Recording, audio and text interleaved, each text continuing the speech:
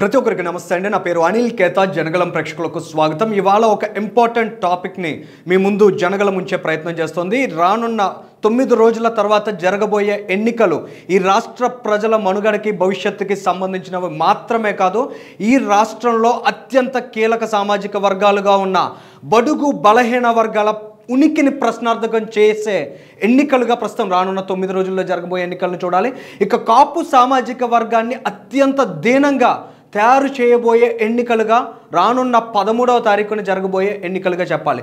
ఎందుకంటే ఇక్కడ జరుగుతున్నది ఆధిపత్య కూటమికి ప్రజాకూటమికి జరుగుతున్నటువంటి పోరాటం. ఈ ఆధిపత్య కూటమి కావాలా, లేదంటే ఈ ప్రజాకూటమి కావాలా, ప్రజల్లో తిరిగే నాయకుడిగా ఉండే పవన్ కళ్యాణ్ను గెలిపించుకోవాలా అనే అంశాన్ని మీ ముందుంచే ప్రయత్నం చేస్తున్నా. ఇక్కడ బోడే రామచంద్ర యాదవ్ ఫోటోను కూడా యాడ్ చేయడం జరిగింది. ఎందుకు బోడే రామచంద్ర యాదవ్ని ఇక్కడికి తీసుకురావడం జరిగింది?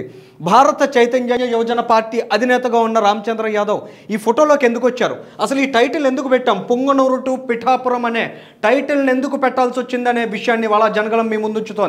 ఈయన పేరు పెద్దిరెడ్డి రామచంద్రారెడ్డి, కానీ ఈయనకు ఇంకో పేరు ఉంది, పుడింగ్ అని చాలా మంది రాజకీయ నాయకులు విమర్శలు చేస్తారు. అటువంటి పెద్దిరెడ్డి పుంగనూరు పుడింగి పుత్రరత్నం via Tadepalli palace to Pithapuram వచ్చిందెందుకు? ఎవరి మీద ఆధిపత్యం చేయడానికి? కాపు సామాజిక వర్గాన్ని తమ చెప్పు చేతుల్లో పెట్టుకోవడానికా, బలహీన వర్గాలని మరింత అణగదొక్కడానికా? ఎందుకనే విషయాన్ని వాళ్ళు మీ ముందుంచే ప్రయత్నాన్ని జనగలం చేస్తుంది. ఇటువంటి శక్తుల్ని, ఇటువంటి ప్రశాంతంగా ఉండే గోదావరి జిల్లాల్లో ప్రోత్సహిస్తే జరగబోయేదేమిటి?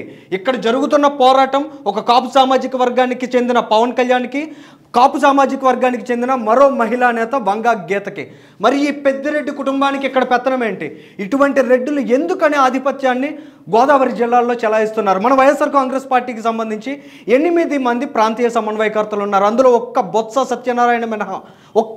సత్యనారాయణ మినహా మిగిలిన 7 కూడా రెడ్డి సామాజిక వర్గానికి చెందిన వారే. ప్రాంతీయ సమన్వయకర్తలుగా రాష్ట్రాన్ని అంతటిని తమ గుప్పిట్లో పెట్టుకొని, తమ కబంధ హస్తాల్లో బంధించి ఏ విధంగా ఈ రాష్ట్రాన్ని తమ నిర్బంధంలో ఉంచుకోవాలనే దిశగా ఈ రెడ్డి సామాజిక వర్గానికి చెందిన పెత్తందారులు వ్యవహరిస్తున్నారు. ఈ విషయాన్ని ప్రజలు అర్థం చేసుకోకపోతే, మరీ ముఖ్యంగా ఉభయ గోదావరి జిల్లా ప్రజలు అర్థం చేసుకోకపోతే, ముఖ్యంగా ఇవాళ పవన్ కళ్యాణ్ పోటీ చేస్తున్న పిఠాపురం నియోజకవర్గంలో ఉన్నటువంటి కాపులు, బీసీలు అర్థం చేసుకోకపోతే వీరి బతుకు రానున్న రోజుల్లో ఎంత దయనీయం కాబోతోంది, ఎంత దుర్మార్గమైనటువంటి పాలనలో వీళ్ళు బతకపోతున్నారు అనే విషయాన్ని వాళ్ళ జనగలం మీ ముందుంచుతోంది. దీనికి సంబంధించినటువంటి విశ్లేషణను ఖచ్చితంగా ఫాలో అవ్వండి. రానున్న రోజుల్లో పవన్ కళ్యాణ్ పిఠాపురం నుంచి ఓటమి పాలైతే, మిథున్ రెడ్డి వేసినటువంటి వ్యూహం విజయం సాధిస్తే, ఖచ్చితంగా మనం చూడబోతున్నటువంటి ఇదే తరహా దృశ్యాలు రానున్న రోజుల్లో గోదావరి జిల్లాలో ఖచ్చితంగా కనిపిస్తాయి. ఇది మీరందరూ కూడా దృష్టిలో పెట్టుకుని ఈ వీడియో చూడాలని కోరుతున్నాం. మనం చూస్తున్నటువంటి ఈ వీడియో పుంగనూరు నియోజకవర్గంలో జరిగినటువంటి ఘర్షణలో బోడే రామచంద్ర యాదవ్ పెద్దిరెడ్డి రామచంద్రారెడ్డి మీద పోటీ చేస్తున్నారు. తప్పేంటి? ఆయన ఒక రెడ్డి సామాజిక వర్గానికి చెందిన వ్యక్తి. గత 2-3 సార్లుగా అక్కడ ఎమ్మెల్యేగా కొనసాగుతున్నటువంటి వ్యక్తి. బోడే రామచంద్ర యాదవ్ ఒక బీసీ సామాజిక వర్గానికి చెందిన వ్యక్తి. ఆయన సొంతంగా ఒక పార్టీ పెట్టుకున్నాడు, సొంతంగా పార్టీ పెట్టి గెలవాలనుకున్నాడు, ఎమ్మెల్యేగా ప్రజలకు సేవ చేయాలనుకున్నాడు. అందులో ఏమైనా తప్పుందా? అంటే రాయలసీమ అంతా రెడ్డి సామంతరాజులు పరిపాలించడానిక? రాయలసీమ ప్రాంతం అంతా రెడ్డి సామాజిక వర్గానికి కట్టబెట్టారా? అక్కడ ఇతరులు ఎవరు ఉండకూడదా? ఇతరులు ఎవరు పరిపాలన చేయకూడదా? ముఖ్యంగా బలహీన సామాజిక వర్గాల నుంచి ఒక కొత్త రాజకీయ శక్తి రాయలసీమ జిల్లాలో రాకూడదా?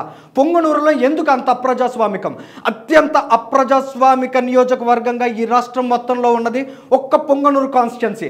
అటువంటి కాన్స్టిట్యున్సీ మీద దృష్టి పెట్టారు బోడే రామచంద్ర యాదవ్. ఆయన సొంతంగా ఒక పార్టీని నిర్మించుకున్నారు. ప్రస్తుతం అక్కడ పెద్దిరెడ్డి ఇలాకాలో పెద్దిరెడ్డిని ఢీ కొడుతున్నారు.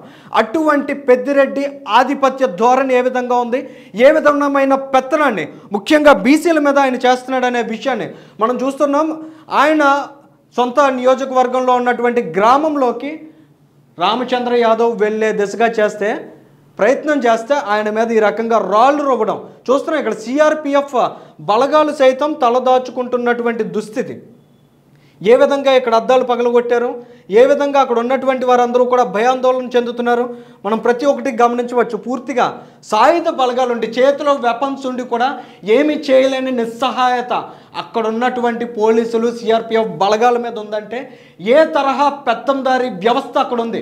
అటువంటి పెత్తందారి వ్యవస్థను తీసుకొచ్చి మన నెత్తి మీద పెట్టుకోవాలా, మన నెత్తి మీద ఎక్కించి తొక్కించుకోవాలా అనే విషయాన్ని ఆలోచించకపోతే ఈ గోదావరి జిల్లా ప్రజల భవిష్యత్తును ఎవడూ కాపాడలేడు. రేపు పవన్ కళ్యాణ్ ఓడిపోతే శుభ్రంగా పోతాడు, సినిమాలు చేసుకుంటాడు. సర్వనాశనం అయిపోయేది ఈ రాష్ట్రంలో ఉన్న ఈ గోదావరి జిల్లాలో ఇవాల్టి దాకా ప్రశాంతమైన జీవనాన్ని బతుకుతున్నటువంటి ప్రజలే. ముఖ్యంగా ఇక్కడ ఉన్నటువంటి కాపులు, బీసీలు, ఎస్సీల బతుకు ఏ విధంగా ఉండబోతుంది అనే దానికి ప్రస్తుతం మనం చూస్తున్నటువంటి ఈ దృశ్యాల నిదర్శనం చూస్తున్నాం. ఇంకో సాయుధ బలగాలు వీరందరూ ఎవరిని వాళ్ళు ప్రొటెక్ట్ చేసుకునే ప్రయత్నం చేస్తున్నారు.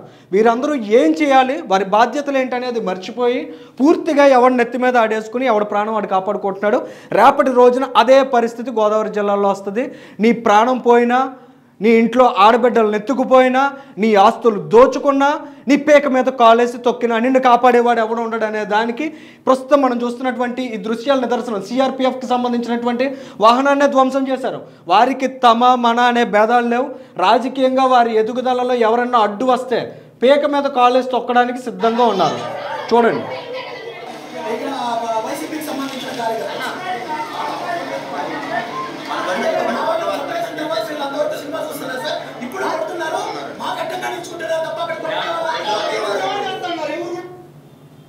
ఇది చూశారు కదా, తమ వారిని కొడుతున్నారు, తమ మీద తీవ్రమైన దాడి జరుగుతోందంటే స్పందించే స్థితిలో పోలీసులు లేరు. మమ్మల్ని చంపేశాక వస్తారా అని ప్రాధేయపడ్డారు. దగ్గరలో సుమారు 16 కిలోమీటర్లు వెంటబడి 300 మంది మూక నాటు తుపాకులతో, కత్తులతో, కర్రలతో వెంబడించి ఆయన్ని హత్య చేసే దిశగా ప్రయత్నం చేస్తే ప్రాణాలు అరచేత పట్టుకుని సదుం పోలీస్ స్టేషన్ లోపలికి వెళ్తే రక్షణ ఇవ్వాల్సినటువంటి పోలీసులు తిరిగి ఆయన పైన హత్యాయత్నం కేసు పెట్టారు. వరుస కేసులు పెడుతున్నారు. ఏ రోజు పోలీస్ స్టేషన్ నుంచి తీసుకువెళ్ళి జైల్లో పడేద్దామా అనే దిశగా ప్రయత్నాలు చేస్తున్నారు. ఆయనకు వై కేటగిరీ భద్రత ఉంది. ఒక ముఖ్యమంత్రి హోదాలో ఉండేటువంటి వ్యక్తికి ఇచ్చే భద్రత, వై కేటగిరీ భద్రత ఉన్నటువంటి వ్యక్తిని కూడా కాపాడలేని నిస్సహాయ స్థితి ప్రస్తుతం పొంగనూరు నియోజకవర్గంలో ఉంది. ఆయన అక్కడ ఒక ఎమ్మెల్యే క్యాండిడేట్గా బరిలో దిగారు. కానీ ఆయన ప్రచారం చేసుకునే స్వేచ్ఛ అక్కడ లేదు. అటువంటి స్వేచ్ఛ లేనటువంటి సమాజం మనకు కావాలి, అటువంటి నిస్సహాయ స్థితి మన చుట్టూ కావాలి అనుకుంటే ఖచ్చితంగా వైసీపీకి ఓటు వేయచ్చు, గీతను గెలిపించవచ్చు, మిథున్ రెడ్డిని తీసుకొచ్చి నెత్తి మీద పెట్టుకుని తొక్కించుకోవచ్చు. ఏ విధమైనటువంటి అభ్యంతరం లేదు. పవన్ కళ్యాణ్ మొదటిసారి ఓడిపోయాడు, రెండోసారి ఓడిపోతాడు. ఆయనకి జీవితంలో అంతకంటే జరిగేదేం లేదు. ఆల్రెడీ అవమానాన్ని ఎదుర్కొన్నటువంటి వ్యక్తి రెండోసారి అవమాన పడతాడు. అంతకు మించి జరిగేదేం లేదు. కానీ పొంగనూరు రాజకీయం పిఠాపురానికి వస్తుంది. పిఠాపురంతో ఆగదు, ఉభయ గోదావరి జిల్లాలంతా వ్యాప్తి చెందుతుంది. అక్కడితో కూడా ఆగదు. రేపు పరిపాలనా రాజధాని పేరుతో ఉత్తరాంధ్రలో కూడా అడుగు పెడుతుంది. ఈ రాష్ట్రాన్ని సర్వనాశనం చేసుకోవాలంటే ఈ తరహా రాజకీయ వ్యవస్థ, ఈ తరహా దాడులు, ఈ తరహా దౌర్జన్యాలు కావాలంటే ఖచ్చితంగా ప్రజలందరూ కూడా తమ విజ్ఞతను ఆలోచించి ఎవరికైతే ఓటు వేయాలనుకుంటున్నారో తప్పటడుగు వేయాలనుకుంటే వేసుకోవచ్చు. ఖచ్చితంగా ఈ ఆలోచన మాత్రం ప్రజల్లో రాకపోతే రేపటి రోజున మన సమాజంలో శాంతిని ఏమాత్రం ఊహించలేం అనే విషయాన్ని ప్రతి ఒక్కరూ అర్థం చేసుకోవాలనే ఉద్దేశంతోనే ఈ వీడియో చేస్తున్నాం. Thank you.